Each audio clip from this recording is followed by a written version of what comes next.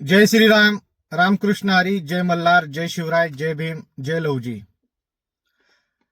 भिगवण येथे जी घटना घडली होती, आपल्या हिंदू समाजातील मुलीला ज्या जिहाद्याने, ज्या हरामखोराने उचलून नेलं होतं आणि त्याला प्रेम प्रकरणाचं नाव देऊन समस्त हिंदू समाजातील मुलीला बदनाम करण्याचं काम ज्या जिहाद्याने, ज्या हरामखोराने केलेलं आहे, त्याच्यासोबतचा जो सहकारी आहे शेख अझहर, या हरामखोराला काल रात्री भिगवण पोलिसांनी अटक केलेली आहे.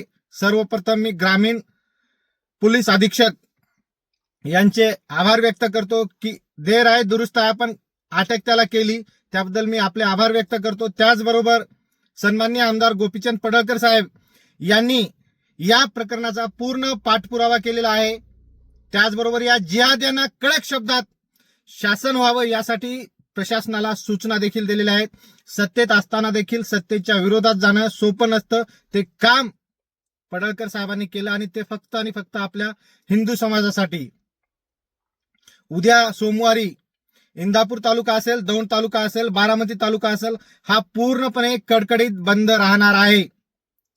कारण या जिहाद्यांना ताकद देणारे त्या ठिकाणचे राहूचे काय आमदार राहुल कुल हे आमदार आहेत आणि या आमदारांनी पूर्ण त्या जिहाद्यांना ताकद दिलेली आहे. या महाराष्ट्रातील संपूर्ण हिंदू समाज आज त्यांच्या विरोधात बोलत असताना त्यांचं कुठलंही स्टेटमेंट नाही की मी असं काही केलेलं नाही, किंवा त्यांचं स्टेटमेंट असं होतं की मी या जिहाद्यांना ओळखत नाही. पण बांधवांनो, सोशल मीडियाच्या माध्यमातून आपण अनेक व्हिडिओ, अनेक फोटो त्या जिहाद्यासोबत त्या आमदार राहुल कुलचे बघितलेले आहेत.